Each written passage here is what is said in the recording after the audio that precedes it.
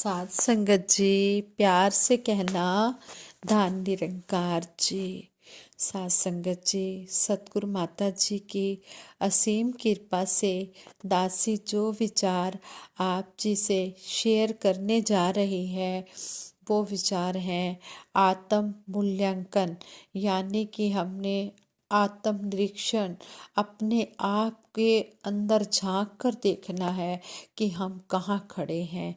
हमने अपने आप का निरीक्षण करना है कि हम दूसरों की तरफ नहीं देखना, हमने अपने आप की तरफ देखना है।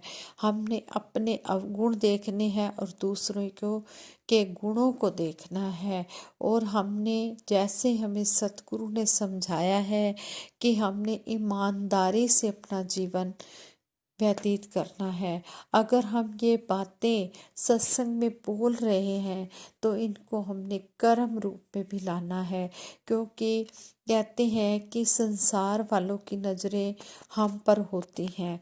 वो ये देखना चाहते हैं कि हम जो बोल रहे हैं सत्संग में या जो सुन रहे हैं उसको हम अपने जीवन में कितना अप्लाई कर रहे हैं, कितना कर्म रूप में ढाल रहे हैं। ऐसे ही दासी आप जी से विचार शेयर करेगी। एक बार एक व्यक्ति कुछ पैसे निकलवाने के लिए बैंक में गया। जैसे ही कैशियर ने पेमेंट दी, कस्टमर ने चुपचाप उसे अपने बैग में रखा और चल दिया।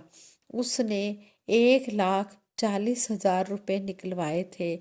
उसे पता था कि कैशियर ने गलती से 1,40,000 रुपये देने की बजाय 1,60,000 रुपये उसे दे दिए हैं। लेकिन उसने ये देखते हुए भी, उसे ये पता भी था कि उसने ज़्यादा पैसे दिए हैं, तो इस बात से उसने वो पैसे गिने ही नहीं।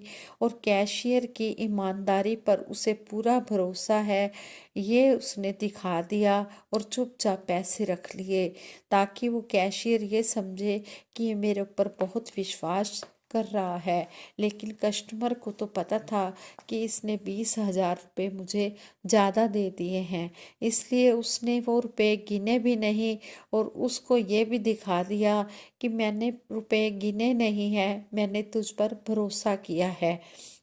इसमें उसका कोई दोष था या नहीं, लेकिन पैसे बैग में रखते ही 20,000 रुपयों को लेकर उसके मन में उथल पुथल शुरू हो गई।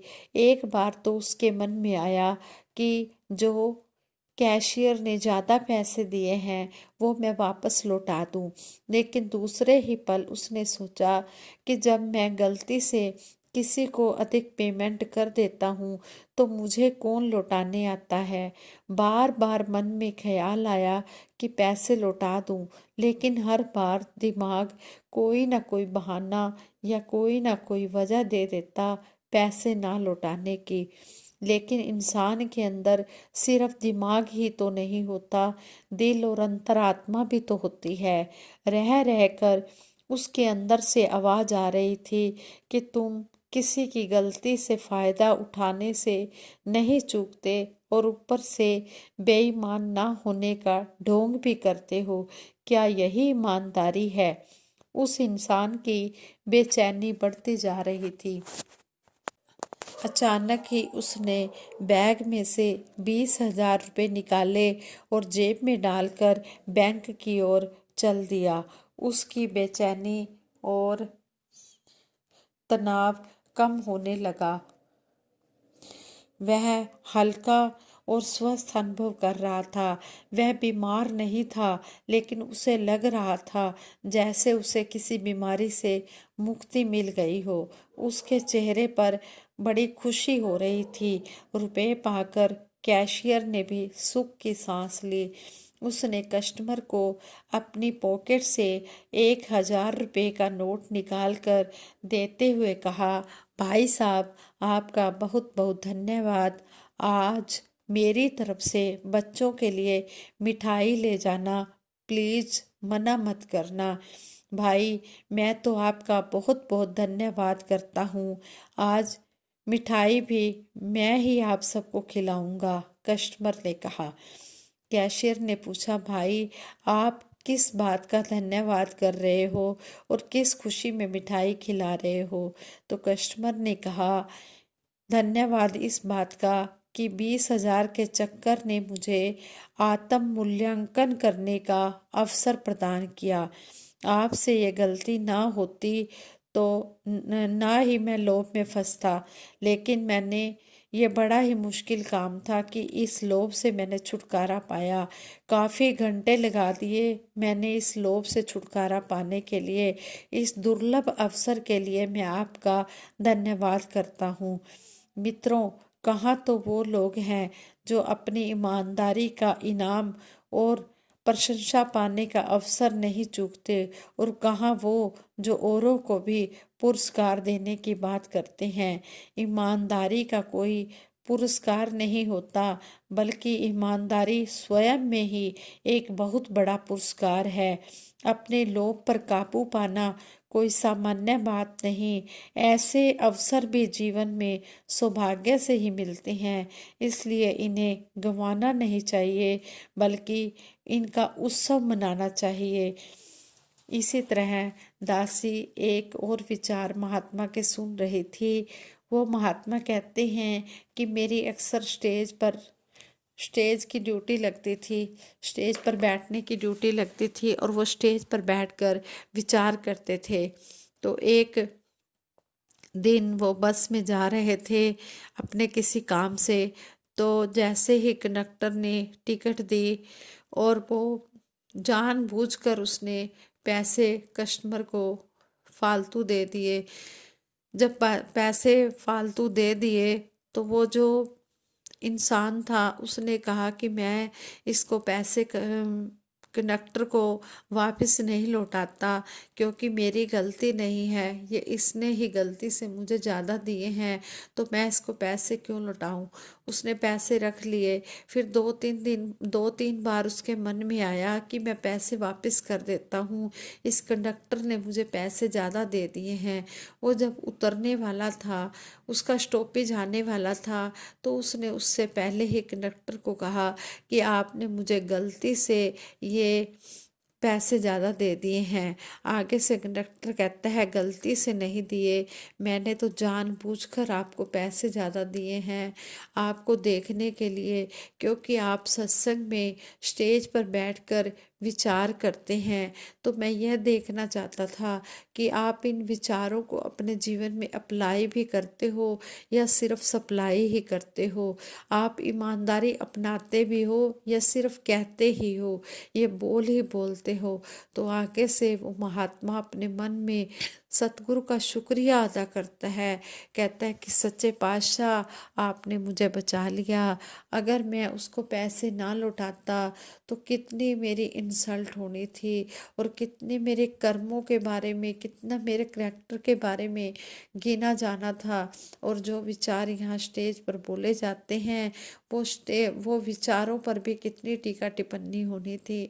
हे सच्चे पातशाह, आप जी ने मुझे बचा लिया। इसलिए सतगुरु के चरणों में यही अरदास है, सच्चे पातशाह जो भी बोले जाते हैं या सुने जाते हैं, उनको हम अपने जीवन में अप्लाई करते रहें, उनको सप्लाई बाद में पहले अप्लाई करें, कर्म रूप में डालें, क्योंकि संसार की निगाहें भी हैं, और ये सीसीटीवी कैमरे जो निरंकार के 24 घंटे लगे हुए हैं, ये निरंकार भी हमारे हर कर्म को देख रहा है कि हम कैसे कर्म कर रहे हैं। हमने अपने कर्मों का भुगतान भी करना है, और हमने ब्रह्म ज्ञान लेकर हमने अच्छे कर्म ही करने हैं, तभी हम पर सतगुरु रीझ सकता है। अगर हम अच्छे कर्म नहीं करते तो फिर ब्रह्म ज्ञान लेने का कोई फायदा नहीं है। इस तरह हमें एक बार परम ममतामयी निरंकारी राजमाता जी ने भी अपने विचारों में समझाया। निरंकारी राजमाता जी ने कहा कि एक बार एक महापुरुष को किसी के घर पर सास और बहू का झगड़ा निपटाने के लिए भेजा गया। उन्होंने जाकर उनको समझाना शुरू किया कि बहन जी, इस प्रकार आपस में झगड़ा ना करो, पड़ोस में लोग सुनेंगे तो वो हमारे बारे में क्या सोचेंगे। इस पर वह बहन बोली, मैं आपको जानती हूँ, हमको समझाने से पहले आप अपने घर का सुधार करो। मैं तो प्रचारकों से निवेदन करती हूँ कि वे पहले अपना सुधार करें, अपने बच्चों को ठीक करें, अपने घर वाले को समझाएं, घर के सब लोग अपना अपना कर्तव्य निभाएं, फिर अपने अड़ोस पड़ोस में उनका आदर सत्कार बढ़ेगा। हमारा प्रचार धीरे धीरे सारी दुनिया को अपनी लपेट में ले लेगा। सच बात तो यह है कि हमारे गलत कर्म हो, हमारी गलती करनी ही हमको आगे नहीं बढ़ने देती। लेक्चर तो हम बढ़ चढ़ कर दे देते हैं, हमारे भाषण भी बहुत बड़े बड़े होते हैं, सुनते समय ऐसा लगता है कि मानो अभी सब सुनने वाले हजूर सच्चे पातशाह के चरणों में गिर पड़ेंगे और इस आत्मज्ञान की प्राप्ति की मांग करेंगे, परंतु निकलता तो कोई एक आध ही है या कभी दो चार निकल आते हैं। आम लोग तो यही कहते सुने जाते हैं कि हम इनको जानते हैं, इन्होंने फलां व्यक्ति से उधार लिया, वह नहीं दिया, हर समय इनके घर में कलेश होता रहता है, आदि आदि। इसलिए मेरी तो सब महापुरुषों से यही प्रार्थना है कि पहले अपना चरित्र ठीक करें। ये बातें हमें परम ममतामयी निरंकारी राजमाता जी ने समझाई कि जो बात हम दूसरे को कहने जा रहे हैं, पहले हम उसे अपने जीवन में कर्म रूप में ढालें, फिर दूसरे को करने के लिए कहें। जैसे वो सास बहू का झगड़ा निपटाने के लिए बहन जाती है तो उस बहन को आगे से वही सुना देते हैं कि पहले आप अपने घर में तो झांक कर देखो, आपके घर में क्या हो रहा है। आपके घर में तो हर समय लड़ाई झगड़ा हो रहा है और आप हमें समझाने के लिए आई हैं। तो यहाँ पर